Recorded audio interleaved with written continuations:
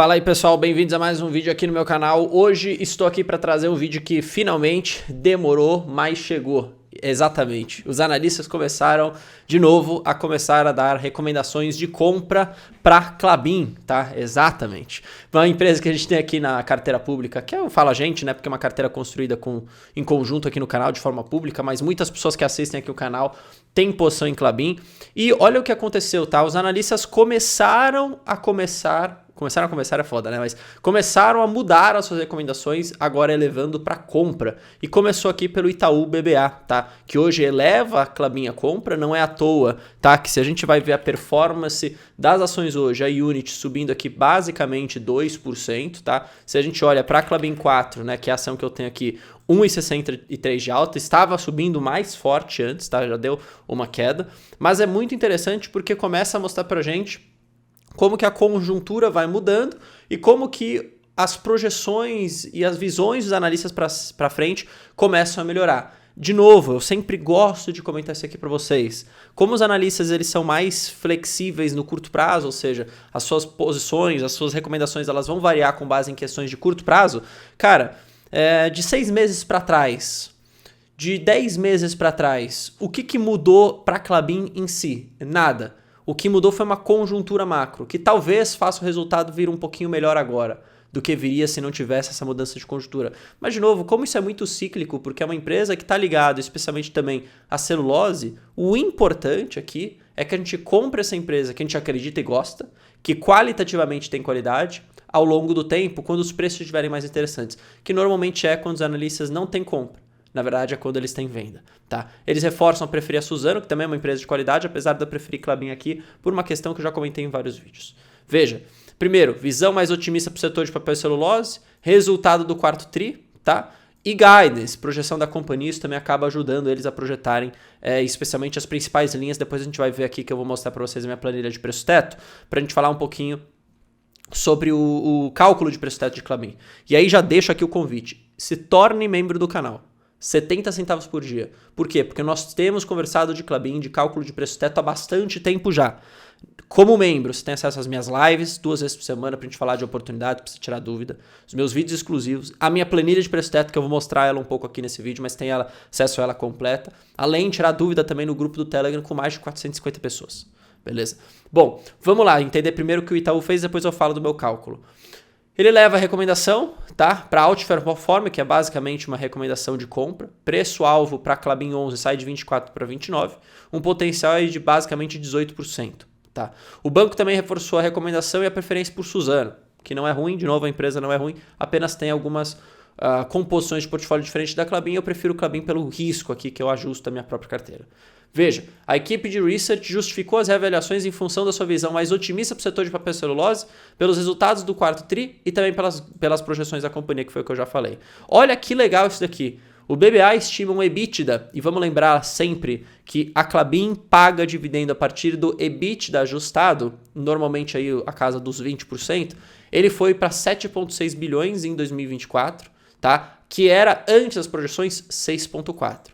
Beleza? Essas projeções dele aqui é 14% acima do consenso, do que acha o mercado. Daqui a pouco eu vou mostrar as minhas, só para vocês entenderem um pouco. Além do melhor ambiente para os preços da celulose, isso aqui é verdade, dando um spoilerzinho de um dos próximos vídeos aqui do canal, que nós vamos falar sobre isso, tá? Algumas conclusões de outros analistas quando eles vão para a China e falam também da celulose. Eu vou tratar isso em outro vídeo do canal, mas quis abrir aqui para vocês só para dar esse spoilerzinho. Perceba que se a celulose sobe, então, portanto, o resultado da Klabin também tende a ser beneficiado, tá? Você também tem um desempenho pelo maior volume, tá? Vendido ali de papel, principalmente depois da máquina 28, tá? Que a gente conhece bem, Puma 2 e Projeto Figueira também. Além da captura de sinergias potencialmente mais rápidas com um projeto recente que é o KT, tá? Que é um projeto aí bastante interessante que foi divulgado logo após ali eles terem divulgado aquele aumento de CAPEX no Klabin Day. E o projeto KT vai ser bastante interessante porque vai fornecer ali uma capacidade de madeira muito grande para a Klabin, beleza? Eles falam aqui um pouco de Suzano, tá? Perceba que eles também têm uma exposição aqui, também um aumento de EBITDA, e aqui a gente pode realmente ligar isso pelo desempenho do preço da celulose. Suzano é quase que 100% da celulose. E, de novo, apesar de Klabin também sofrer esse aumento por conta da celulose, às vezes o pessoal esquece que Klabin é 30% de celulose, o resultado, tá? O resto são outras questões até menos cíclicas, mais perenes, mais previsíveis de você ver a demanda. Por isso que eu gosto de Klabin, essa composição do portfólio ela é importante, tá? Pra gente entender.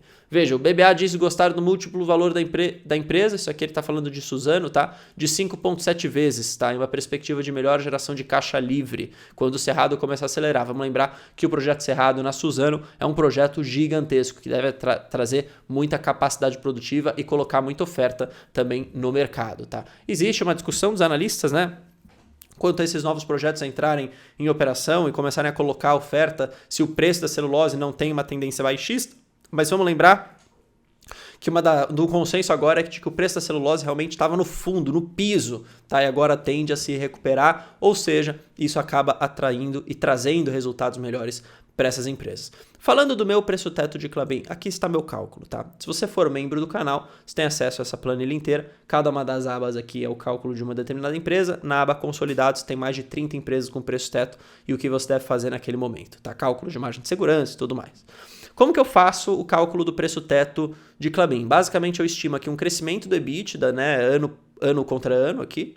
Chego nesse EBITDA, tá? Eu não faço nenhum tipo de ajuste. O ajuste, na verdade, é muito mais um entregue ajuste dado pela empresa, tá? Então é difícil de estimar um pouco isso na minha visão. Coloco o payout de 20%, que é normalmente que eles trabalham. Lembra que eu sempre tiro as ações em tesouraria, porque ações em tesouraria, elas não incidem em dividendos. Então o DPA, na verdade, ele vai entrar sobre o total de ações menos as ações em tesouraria. Importante. Aqui, inclusive, uma explicação do porquê que recompra de ação acaba aumentando o dividendo por ação. Às vezes o pessoal acaba não entendendo isso, mas é por conta disso, beleza? Chego nos dividendos, chego no DPA, portanto, tá? E aí olha que interessante, coloco o meu yield alvo de 6%. Bruno, quero colocar mais. Não tem problema, a planilha aqui é totalmente modular, você pode colocar o que você quiser nas células azuis, tá? Aí depois as outras são fórmula. Chego no preço teto para as ações 3, 4 e para final 11 também. Hoje, quando eu faço essa projeção, perceba que o meu EBIT daqui, ele está na casa dos 6,8%. O Itaú BBA, na verdade, ele está me trazendo uma projeção de 7,6. Praticamente aí 1 bi a mais de real do que eu tenho na minha projeção. Só que a minha projeção ela era um pouco mais otimista do que a anterior do BBA. E a minha projeção ela está muito mais em linha com o consenso de mercado.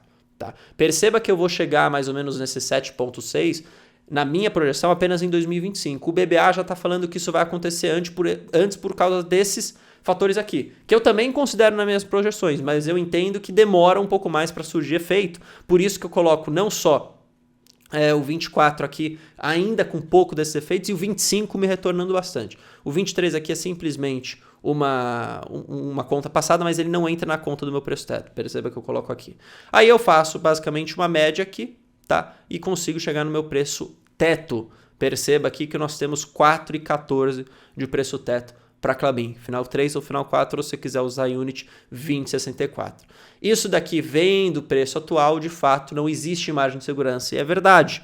Tá? Eu fico triste quanto a isso, porque eu gostaria sim de comprar Klabin, mas eu entendo que eu preciso respeitar esse preço teto. E o preço teto, cara, ele tá me dando aqui os 6% de yield, que é mais ou menos o que Klabin tá pagando, para ser bem sincero, tá? Eu poderia talvez ser um pouco mais otimista nessas minhas projeções? Sim.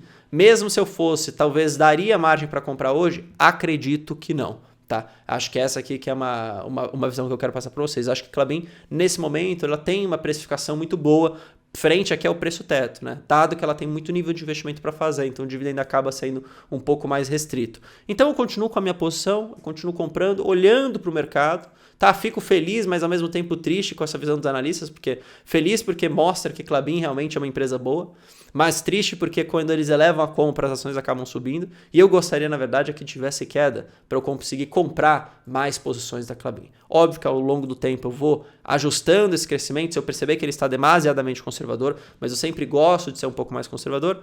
Se tiver, eu vou ajustando e aí eu falo no canal, mas os membros também acabam sabendo isso em primeira mão, inclusive contribuem bastante com os debates e as discussões sobre esses cálculos de preço teto. Espero que vocês tenham gostado desse vídeo, valeu, falou, até mais!